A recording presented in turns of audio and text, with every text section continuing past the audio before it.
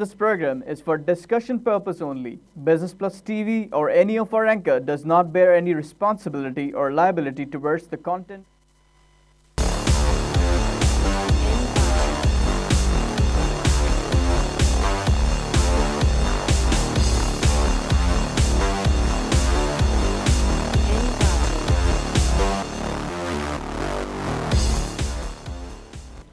This is Business Plus broadcasting live from Karachi, Pakistan. You're watching Tips of the Trade. I'm your host Tariq Khan Javed. नाज़रीन, आज ये तीसरा दिन है कि मुसलसल मार्केट हमारी ऊपर जा रही है. स्टार्ट होते ही 252 प्लस हो गई और 41,385 का लेवल. उसके बाद ज़बरदस्त जिगजैग होता रहा, यानी ख़रीद फ़रोख्त दोनों जारी रहा और फिर हमने देखा एक नया पीक 289 का 41,413. उसके बाद ऊपर नीचे होते होते हमने देखा 247 के लेवल पे आई मार्केट, फिर 200 पे आई और अभी बताया जा रहा है कि 151 या 143 पे भी आ चुकी है.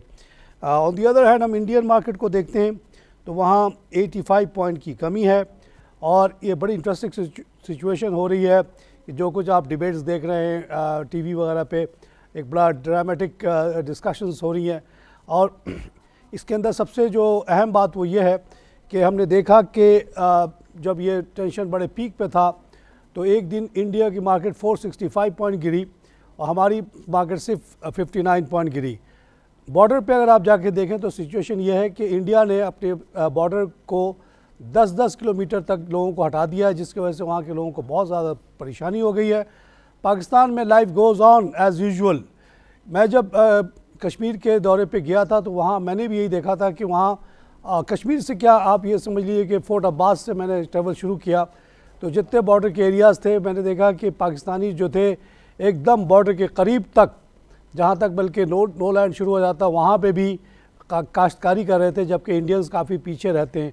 तो एक बड़ा एक एटीट्यूड में फ़र्क है दोनों कौम का और शायद ये मार्केट पे भी रिफ़्लेक्ट हो रहा है कि हमारी मार्केट मुसलसल 3 दिन से ऊपर है और आज इंडियन मार्केट नीचे चली गई है. एक कॉलर से बात करते हैं. हेलो, अस्सलाम वालेकुम. वालेकुम जनाब.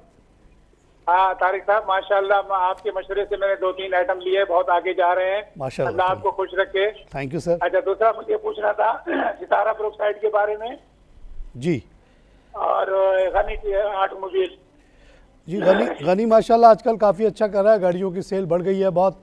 मोटरसाइकिल पे आजकल वो चल रहा है, ऑन चल रहा है. सितारा पेरोक्साइड जो है ये बहुत अच्छा ग्रुप है, सितारा उसका है. जनरली मैं केमिकल कंपनीज़ को पाकिस्तान में बहुत ज़्यादा वाइबल नहीं समझता हूँ. शायद इसका बैकग्राउंड मेरा गल्फ़ में 25 साल रह जाना है. वहाँ मैंने बहुत बड़े बड़े प्रोजेक्ट्स देखे इन चीज़ों को बनाने के, तो मैं बहुत ज़्यादा इंथुसियास्टिक नहीं होता हूँ किसी भी केमिकल प्लांट के और इसके.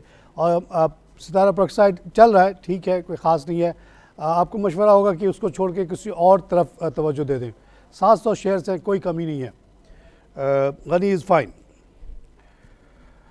नाज़रीन, वर्ल्ड वाइड का आज जो आपको पता ही होगा कि बहुत बड़ा इवेंट था. वाइस प्रेसिडेंट का डिबेट था. 6 बजे से मैं उठ के वही देख रहा था और आखिर में जब ये ख़त्म हुआ तो हमारे कुछ जो अमेरिका में दोस्त हैं, हबीबुल हक वगैरह ने बहुत एंटी ट्रंप वाइस प्रेसिडेंट के लिखा. मैंने जवाब में लिखा कि मैं समझता हूँ कि आज के डिबेट के बाद ट्रंप के जीतने के चांसेस बढ़ गए. ट्रंप जो है एक चेंज को रिप्रेजेंट करता है और जबकि क्लिंटन जो है स्टेटस को रिप्रेजेंट करती हैं. अमेरिका का डेट बहुत बढ़ चुका है, अब वक्त आया है कि डेट पे किया जाए. ट्रंप को इसका इदराक है, समझ है और इसी वजह से वो कहता है कि हम अब दुनिया भर के पुलिसमैन नहीं बन सकते, which is very good for the world. अगर अमेरिका आज ये लीबिया में ना घुसता, सीरिया में ना घुसता, इराक़ में ना घुसता तो दुनिया बहुत बेहतर जगह होती. तो वो ये कह रहा है कि we can not afford 21 trillion का डेट खड़ा हो गया. ऐसा इतना बड़ा डेट ह्यूमन हिस्ट्री में किसी मुल्क ने नहीं उठाया. और कर्ज़ा लेकर अय्याशी करना तो बहुत आसान है, उसको वापस करना बड़ा मुश्किल है. तो इस तरह से आज ट्रंप की एक तरह से विक्ट्री हुई है. कंसेंसस यही कि उसके वाइस प्रेसिडेंट पेंस ने बड़ा अच्छे तरीके से हैंडल किया. अब 9 तारीख को एक और बड़ी डिबेट है ट्रंप की और क्लिंटन की. अब देखते हैं उसके बाद रिज़ल्ट आएगा. आइए क्लाइव कॉल से बात करें. अस्सलाम वालेकुम तारिक साहब. वालेकुम जनाब. तारिक साहब कैसे मिजाज हैं? ठीक ठाक? मैं ठीक हूँ, अल्लाह का शुक्र सर. सर ये 3 शेयर्स के बारे में मुझे गाइड कर दीजिए, मैंने जहन बनाया हुआ है इनमें इन्वेस्टमेंट करने का। जी जी, नाम बताइए। हुसैन शुगर मिल, अच्छा जी। ट्रीट कारपोरेशन और पीआईए भी आजकल ऊपर जा रहा है, काइंडली इस बारे में भी गाइड कर दीजिएगा, तीनों शेयर्स के बारे में। हुसैन शुगर मिल आप ले रहे हैं, इसकी कोई ख़ास वजह हो शायद? मुझे इसके बारे में इतना पता नहीं, मैं अभी देख के बताता हूँ आपको कि ये कितने का है और क्या इसमें टर्नओवर है। शुगर की कंपनियां आमतौर से ये बड़े बड़े लोगों की हैं और वो आमतौर से देते नहीं हैं डिविडेंड वाला, बिलीव नहीं करते ज़्यादा। हुसैन शुगर मिल का जिक्र यहाँ पे लिस्ट में नहीं है, इसका मतलब ये कोई ज़्यादा चलने वाली कंपनी नहीं है। मेरा मशवरा होगा कि इससे दूर रहें आप। पीआईए चल तो रहा है लेकिन पीआईए में कोई ख़ास अब दम नहीं रहा, क्योंकि इसका जो असल जूस था 2 होटल वो निकाल लिए गए, इसलिए इसमें कोई ख़ास मुझे ये नहीं लगता अट्रैक्शन। आपके पास और बहुत चॉइसेस हैं, मैं रोज़ाना 10-15 के नाम लेता हूँ, उसमें से आप और उठाएं। हुसैन से दूर हैं तो बेहतर है, अगर unless you have some special knowledge about it. नाज़रीन, इंटरनेशनल मार्केट में सिचुएशन ये है कि आज ऑयल की कीमत में थोड़ा सा इजाफा है 85 सेंट का, और 49.54 पे पहुंच गई, तकरीबन 50 का लेवल आ रहा है। और उसकी वजह से हम देखते हैं कि डॉ में 85 का लॉस है, एसपी में 10 का लॉस है, नैस्डैक में 11 का लॉस है। और ये एशियन मार्केट में नीके 83 माइनस, हैंसेंग 83 प्लस है, हैंसेंग 98 प्लस है, शंघाई 6 प्लस है, सेंसेक्स 85 माइनस है, सिंगापुर 2.5 माइनस है। गैस की कीमत भी घट के अब 2.97 की हो गई है। $2.97 में आप 10 लाख क्यूबिक फीट गैस ख़रीद सकते हैं। उसके हिसाब से मेरी अपनी जजमेंट है कि सीएनजी यहाँ 12 रुपये का बिकना चाहिए। अगर गवर्नमेंट इस कारोबार से और इस करप्शन से और इस लूटमार से निकल जाए, हमें मौका दे कि हम गैस कहीं से भी मंगाएं, उसको हम कन्वर्ट करें इनटू सीएनजी और इनटू डोमेस्टिक यूज़ व्हाटएवर, तो ये बहुत सस्ता गैस हो चुका है दुनिया में और इस पे बेतहा कमाई है। अगर गवर्नमेंट इन चीज़ों से निकल जाए उसके लिए बहुत अच्छा होगा, आवाम के लिए भी बहुत अच्छा होगा। नाज़रीन, एक और कॉलर से बात करते हैं। जी अस्सलाम वालेकुम। वालेकुम। जी अंकल तारिक, क्या हाल है? खैरियत ठीक है? अल्लाह का शुक्र जी, बिल्कुल ठीक हूँ। जी अंकल जी, मुझे 3 शेयर्स के बारे में ना, मेरे पास 3 शेयर होल्डिंग है 3 शेयरों की। अच्छा, एक है सबसे पहले पावर सीमेंट है सर, पावर और सीमेंट, पावर सीमेंट। जी जी। दूसरा है Engro polymer company EPCL। Agro polymer, हाँ सही। और तीसरा AKBL Askari bank. Askari bank, ठीक है जी। इन तीनों के बारे में अंकल जी मुझे पूछना था कि इनका फ्यूचर व्यू, इन्हें होल्ड ही रखूं इधर? देखिए, एंग्रो पावर से आप कहेंगे कि जी एंग्रो पॉलीमर तो चल रहा है, और लेकिन मैं ये जानता हूँ कि एंग्रो पॉलीमर एंग्रो वाले नहीं चला पाए, प्लांट ज़माने तक बन रहा, अब उसको कोई और ग्रुप ले रहा है और उसकी वजह से शायद ये शेयर चल पड़ा है। लेकिन इसके अंदर मेरी अपनी जजमेंट ये है कि इस तरह के पेट्रोकेमिकल प्रोडक्ट्स जो हैं यहाँ पाकिस्तान में इतने कामयाब नहीं हैं, इससे आप अगर निकल जाएं तो अच्छा है। बाकी दोनों शेयर्स आपके पास अच्छे हैं। एक और कॉलर से बात करें। बिस्मिल्लाहिर्रहमानिर्रहीम, अस्सलाम वालेकुम, ख्वाजा शाहिद बात कर रहा हूँ। Khwaja Sahab, welcome sir. जनाब अली, मैं आपको 8-10 दिन से फ़ोन कर रहा हूँ, आपको फ़ोन ही नहीं लगता, मेरा अंगूठा ही ख़राब हो गया डेली डायल करके जनाब। और अर्ज़ करना चाहता हूँ जनाब अली, ये गुल अहमद टेक्सटाइल मिल जो है ना, ये बहुत नीचे शेयर है। ये कम से कम कंपनी इतनी अच्छी, कम से कम इसके 4000 सेलमैन जो है ना इनकी सेल करते हैं, और उनकी अपनी दुकानें, इनकी अपनी शॉप है, बिग शॉप है इनकी। और मेरा मतलब है इसका शेयर कम से कम 400-500 रुपये का होना चाहिए। दूसरी टेक्सटाइल देख लेना, मसूद टेक्सटाइल मिलकर शेयर 10 रुपये का था, 2 साल पहले वो 150 रुपये का हो गया। सारे शेयर टेक्सटाइल के अच्छे शेयर टेक्सटाइल मिलकर ना शेयर बहुत महंगे हो गए, जो गंदे टेक्सटाइल मिल थे वो जीरो हो चुके हुए हैं। गुल अहमद ने 4.1 बिलियन का प्रॉफिट शो किया है, और मैं एग्री करता हूँ आपसे कि इसका बहुत बड़ा फीचर है और बहुत अच्छा ये काम कर रहा है। इसकी दुकान बहुत अच्छे, is a pride of Pakistan. इसका शेयर को और वैल्यू होना चाहिए था।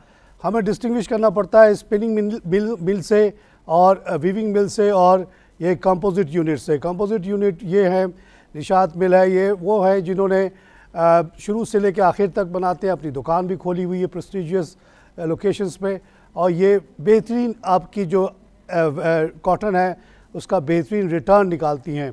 तो मैं इससे एग्री करता हूँ आपसे। मसूद टेक्सटाइल को चाइनीज़ कंपनी ने टेक ओवर किया, उसके बाद से ये 30-40 रुपये का शेयर इतना महंगा हो गया है। ये चाइनीज़ कंपनी आस्ते आस्ते पाकिस्तान की तरफ आएंगी क्योंकि वहाँ कॉस्ट ऑफ लेबर महंगा हो चुका है। $35,000 रुपये एक मिनिमम वेज हो गया है चाइना में लेबर का। जब मैं 92 में गया था वहाँ हांगकॉन्ग और उसको विज़िट किया था, तो ये 600 रुपये में चाइनीज़ काम करने के लिए बड़े खुश रहते थे। अब 35,000 से कम कोई मिलता नहीं है वहाँ पे। पाकिस्तान में अभी भी 15,000 तक में लेबर मिल जाता है। इसलिए चाइनीज़ कंपनी जो टेक्सटाइल में इंटरेस्टेड होंगी उनके लिए बहुत बेहतर होगा कि वो पाकिस्तान में आएँ और यहीं प्रोडक्शन वगैरह करें। आइए क्लब कॉल से बात करें। अस्सलाम जनाब। बड़े साहब आपसे एक गुजारिश करना चाहता हूँ। अच्छा है कि मुझे लाइन आपकी मिल गई है। जी सर। एक्चुअली जो सेल का टिकर है ना, ये आपकी स्क्रीन पर नहीं आ रहा है। किसका टिकर? अच्छा, सेल कंपनी जो सेल, है अच्छा, वो सेल। मेरे ख्याल है पाकिस्तान की छठी लार्जेस्ट कंपनी है।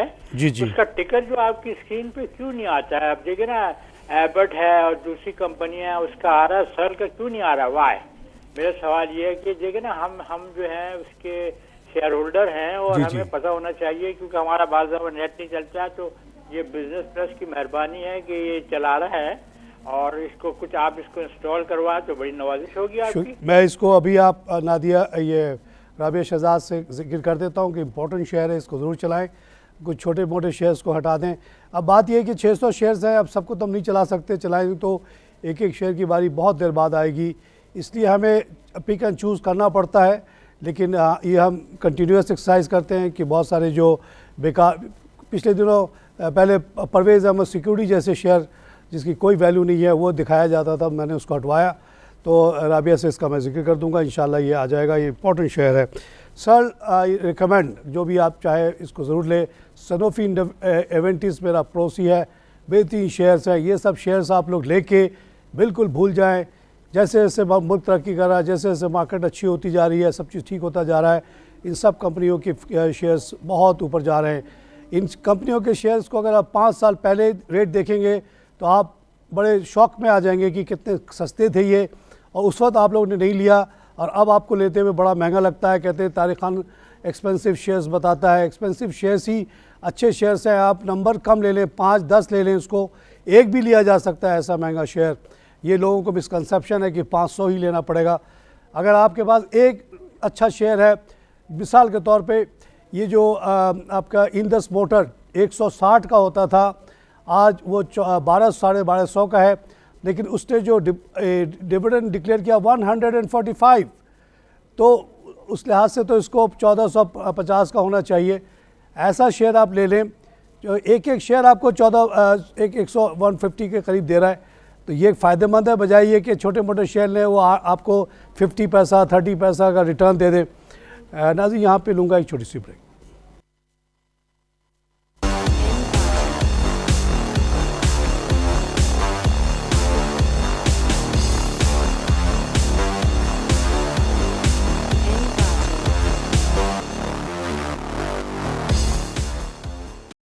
Welcome back to tips of the trade. नाज़रीन, कल जो हमारी मार्केट 137 पॉइंट बढ़ी, उसमें 100% जो है ना क्रेडिट आप लोगों को जाता है इंडिविजुअल शेयर होल्डर्स का। I am very proud of you. कल जो गोरो ने 10.18 मिलियन का शेयर बेचा और आप लोगों ने 9.98 का शेयर ख़रीद लिया। डिफाइंट मूव था, excellent move, thank you very much. और इसको आपको कंटिन्यू रखना है। पाकिस्तानियों के पास बड़ा माल है, दुबई भरा पड़ा पाकिस्तानी पैसे से, पनामा भरा पड़ा है, स्विट्ज़रलैंड में सेकंड बिगेस्ट डिपॉजिट पाकिस्तानियों का है। कोई वजह नहीं है कि हमारे पास इतना पैसा ना हो कि ये गोरों को हम पे ऑफ कर दें। टोटल 6 बिलियन उनका यहाँ लगा हुआ है, उनको दें जाए वो। ये मईशत हमारी, मुल्क हमारा, ये कंपनियों में हम इन्वेस्टमेंट करते हैं, उससे कुछ रिटर्न आता है, वो अपनी जगह। वहाँ हमारे बच्चे काम करते हैं, वो असल हमारा रिवॉर्ड है। बच्चों को नौकरी मिलती है हमारी कंपनीज़ में, हम इसको बढ़ाएंगे, हम इसको आगे बढ़ाएंगे और ये मुल्क आगे जाएगा। वर्ल्ड बैंक और IMF दोनों ने मिलकर एक बात कह दी है कि इस साल पाकिस्तान की ग्रोथ 5%, ये one of the top growth figures of the world है। So we are moving towards the highest growth levels. India 7%, हम 5%, we are very close now. और ये जो अभी टेंशन हो रहा है, आपको यह बताता चलूँ based on my personal experience कि this will hurt India very very badly. 2001 में जब मैं हांगकांग शंघाई बैंक के लिए काम करता था, इंडिया पाकिस्तान की फ़ौज आई टू आई हो गई थी। तो हमारे बैंक को फिक्र ये हुई कि जो डेटाबेस इन्होंने बेंगलोर में बनाया हुआ है उसका क्या होगा अगर पाकिस्तान ने एटम बम मार दिया वहाँ। तो उस कमेटी एक बनाई गई जिसमें मुझे भी डाला गया। हमारा ये काम था कि अल्टरनेटिव करो। तो हमने इसे ब्राज़ील में जाके अपना एक सेंटर बनाया और एक साउथ अफ्रीका में बनाया ताकि यहाँ की जंग से दूर हो। उसी दौरान हमने ये देखा कि कंसिडरेशन हुई कि क्यों ना हम इंडिया से पूरा अपना डेटाबेस निकाल लें।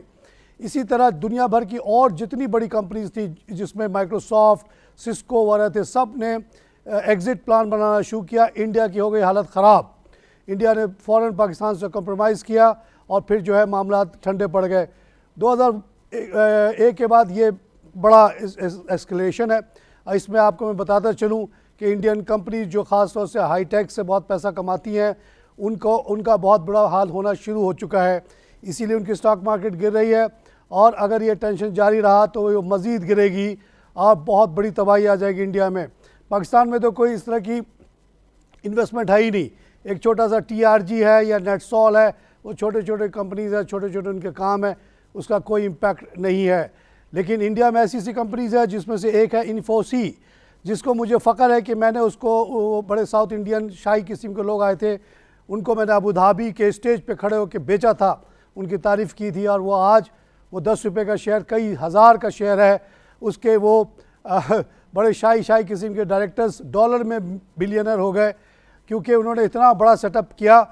कॉस्ट डिफरेंस इतना ज़्यादा था लंदन, न्यूयॉर्क के मुकाबले में इंडिया में कि सारे के सारे लोगों ने अपना जो है ना database, office, back office, transcription, सारी चीज़ें जो थी इंडिया में भेज दी।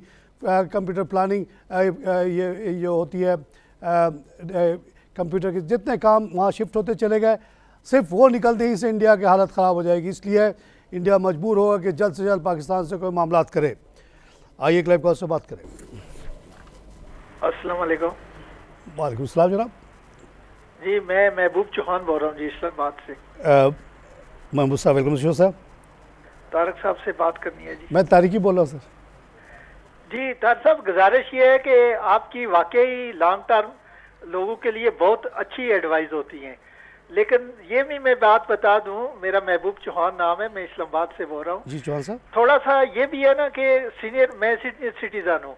हम लोग चाहते हैं कि पैसे अभी भी बने शने पैसों को खाए में अपनी औलादों के लिए। आप मुझे बताएं कि अरबों करोड़ों छोड़ जाएंगे तो वो क्या करेंगे। थोड़ा ये भी बात होती है, पैसे आए वो बच्चों के लिए तो ठीक है, आपकी मैं बहुत अप्रिशिएट करता हूँ। और मैं आपको बताता हूँ कि मैंने PIBTL भी बहुत रखा हुआ है, सुई सौदरन भी रखा हुआ है और नादरन भी रखा हुआ है। ये PIBTL का तो मुझे पता है जब चलेगा तो होगा। आपसे मैं सौदरन और नादरन की पूछता हूँ कि इनका जरा आप पीरियड थोड़ा सा मुझे बता दें। इनका भी माशाल्लाह ये जब ये 30 पे था मैंने कहा था ख़रीदो, अब 50s में आ गया, फिर 60s में आएगा, 70s में आएगा और इंशाल्लाह आपकी उम्र अभी और लंबी होने वाली है। चौहान साहब आपको ये अच्छी खबर दे दूँ, साइंस डेवलप हो गया बहुत ज़्यादा, अब इंशाल्लाह सबकी ज़िंदगी लंबी हो रही है, इसलिए कुछ पैसा होल्ड करके रखें अपने पास। बच्चों की तो बाद में बात आएगी। दूसरी बात जो आप जिस तरफ इशारा कर रहे हैं प्रॉफिट टेकिंग और ट्रेडिंग का, तो मेरा बहुत लंबा तजुर्बा है। मैं ऐसे ही नहीं बड़बड़ करता बैठ के, बहुत ज़माने से देख रहा हूँ। हज़ारों लोगों को मैंने बेल आउट किया है फाके से, सऊदी अरेबिया जैसी जगह में जहाँ लोगों ने अपनी बची कुची सारी पैसे ला के ट्रेडिंग करना शुरू किया। ये जो ट्रेडर्स होते अपने बाप के भी नहीं होते, वो आपसे मैक्सिमम काम करवा के आपको लॉस करवा देते हैं और अपना कमीशन बना लेते हैं। इसलिए मैं लोगों से कहता हूँ इससे दूर रहो, इसको मैं हराम कहता हूँ। आपको बहुत लोग आपको कहेंगे, मेरे अलावा सब कहेंगे कि आइए जी चौहान साहब आइए थोड़ा ट्रेडिंग करें। देखिए अभी मैंने 2 रुपये का लिया था, अभी 4 रुपये का हो गया और अब ये तारिक खान की बात आप छोड़ दें आ जाए। लेकिन आप देखेंगे ये होता क्या है। ये कल भी मैंने एक्सप्लेन किया था कि जब बंदर को पकड़ना होता है तो उसको एक होल के अंदर केला रख दिया जाता है, अंदर आता है, ऐसे हाथ डाल के अंदर चला जाता है, उसका तो उसको पकड़ लेता है, पकड़ने के बाद उसको छोड़ता नहीं है। जब इंसान को 2 रुपये का फ़ायदा होता है तो वो तो फ़ौरन ले लेता है, लेकिन जब लॉसेस शुरू हो जाती हैं किसी वजह से, हालात ऐसे हो गए, किसी वजह से वो शेयर गिरना, आदमी लॉस नहीं लेता 2 रुपये का, कहने को आपको कहेगा जी स्टॉप गैप लगा दो 2 रुपये का, लेकिन ह्यूमन साइकोलॉजी है कि लोग लॉस नहीं लेते। तो फिर क्या होता है कि आप बैठे रहते हैं इंतजार में कि आपके फेवर में मार्केट आए, नहीं आती, आपको 100 200 रुपये का नुकसान हो जाता है। 5-10 दफ़ा जो आपने 2 रुपये कमाए होते हैं वो एक दफ़ा में सब निकल जाता है। दूसरी चीज़ है कॉस्ट ऑफ ट्रांजैक्शन, जिसको कोई नहीं बताता, छुपाया जाता है, कम से कम बताया जाता है जी 5 पैसे का वो कमीशन है, उसके अलावा जो बहुत सारे चार्जेस लगते हैं उसका कोई जिक्र नहीं करता। CDC के चार्जेस हैं, नेशनल क्लियरिंग के चार्जेस हैं, गवर्नमेंट का टैक्स है, सब मिला जुला के आप आखिर में देखेंगे चौहान साहब तो कुछ भी नहीं बचा होगा। अगर आपको एक्साइटमेंट चाहिए तो कुछ और कर लें, प्लीज़ इस काम में ना पड़िएगा और ये शेयर्स को रखें। और कमाई तो आपकी हो रही है। जिन लोगों ने मेरे कहने पे 100 रुपये के शेयर लिए थे, आज वो 800 के हो गए, तो कमाई नहीं हुई। प्लस डिविडेंड उनका आ रहा है, डिविडेंड भी तो कमाई है, वो सॉलिड कमाई है। ऐसी है कि अगर आपके पास चौहान साहब 2-3 प्रॉपर्टी होगी तो क्या आप उसको बेच के खाते हैं? नहीं, आप उसका किराया खाते हैं। बच्चों को कहते हैं कि भाई टोटल आमदनी इतनी है, इसी में गुजारा करना है। तो ये जो शेयर्स की आमदनी है वो भी आपके रेंटल इनकम की तरह एक इजाफी इनकम है, उसी के अंदर आप अपने मीन्स के अंदर रहें, आप खुश रहेंगे, आपकी जायदाद भी बची हुई है और उसकी वैल्यू भी बढ़ रही है, साथ साथ आप गुजारा भी हो रहा है। गुजारा बहुत कम में भी हो जाता है, बहुत ज़्यादा में भी नहीं होता। आइए क्लाइव कॉल से बात करें। हेलो जी अस्सलाम वालेकुम। वालेकुम जनाब। जी सर हुसैन बात करूँ शेखुपुरा से। मेरी लास्ट भी बात हुई थी लास्ट वीक आपसे। आपने दो स्टील मुझे कहा था लेने के लिए, वो मैंने बिल्कुल लिया, 9 पे समथिंग पे लिया। अच्छा। माशाल्लाह बहुत अच्छा। वो मैंने पूछा था इन्होंने राइट देना 368%। जी जी। तो राइट जब हमें मिल जाने के बाद क्या ये शेयर की वैल्यू यही रहेगी, इसकी वैल्यू नीचे जाएगी, मतलब इसकी प्राइस? सॉरी देखिए, आप राइट खरीदेंगे, डिपेंड करता है राइट किस रेट पे बिकेगा। अगर जैसे अभी आप कह रहे हैं कि 19 का है और ये राइट भी इसी हिसाब से देते हैं तो इसके शेयर की वैल्यू नहीं घटेगी। अगर मिसाल के तौर पर ये 10 रुपये का राइट देते हैं तो शेयर की वैल्यू, शेयर के नंबर बढ़ जाएंगे, वो 10 रुपये पे आएंगे तो इसकी वैल्यू थोड़ी नीचे आ जाएगी। तो बहरहाल ये लाहौर की आपकी कंपनी है, आप शेखुपुरा में रहते हैं, आपने एक नेशनल कंपनी को सपोर्ट कर दिया, आपके बहुत बहुत शुक्रिया। ये जो राइट आएगा आप ज़रूर इसको भरिएगा। अगर ये मेरे ख्याल 15 पे देंगे उसमें आपको फिर भी 3 रुपये 4 रुपये का फ़ायदा है, और इसको आप हमेशा के लिए रखिएगा। स्टील का काम बहुत अच्छा है, बहुत प्रॉफिट है, और बड़ी खुशी है कि दोस्त स्टील जो कि बंद हो गया था चल पड़ा है और आप लोग उसको ख़रीद रहे हैं, उसको पजीराई दे रहे हैं। तो इंशाल्लाह इसी तरह तमाम हमारी बंद कंपनियां सब चलेंगी। आपने देखा कि जब से ये कंपनियां चलना शुरू हुई, कुछ जो छोटे छोटे बैंक बिल्कुल तबाह हाल थे उनके भी हालात अच्छे हो रहे हैं, क्योंकि उनकी रिकवरी शुरू हो गई है। तो ओवरऑल एक ऑप्टिमिस्टिक सिचुएशन पैदा हो गई है पाकिस्तान में, despite the tension with India. आइए क्लाइव कॉल से बात करें। अस्सलाम वालेकुम जनाब अली। वालेकुम सलाम जनाब। सर सईद अहमद शाह बात कर रहा हूँ इस्लामाबाद से। सही सर, वेलकम सर। तो पूछना ये था कि आप मुझे कोई ऐसे शेयर रिकमेंड करें जो ले के मैं रख लूँ लॉन्ग टर्म के लिए। वाह शाबाश, ये बड़ी अच्छी बात आपने की सर। मैं तो सिर्फ लॉन्ग टर्म वालों की बात करता हूँ, शॉर्ट टर्म ट्रेडिंग वोडिंग के ख़िलाफ़ हूँ बहुत। और तो आपको मैं रोज़ाना मैं 8-10 शेयर्स के नाम लेता रहता हूँ, इसी हवालों से आ जाती है बात।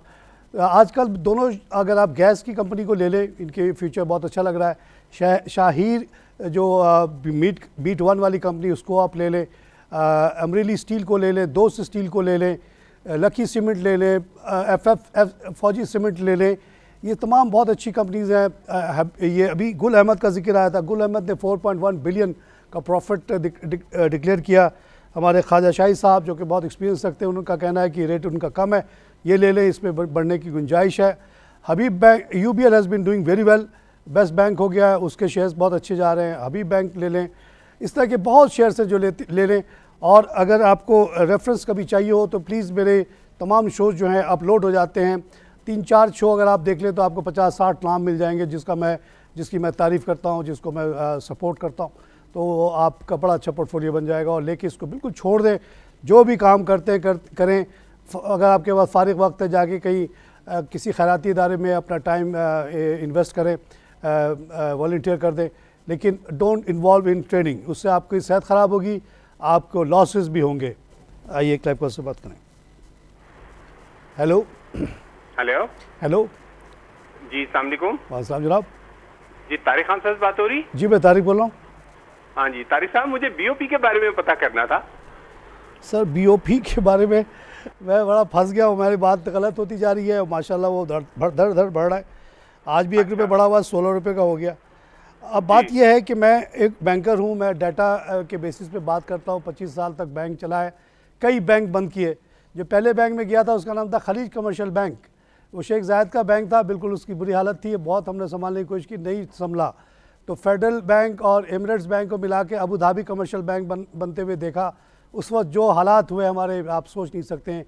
उसके बाद मैं उस बैंक से बदजन हो गया, मैं चला गया ABN में।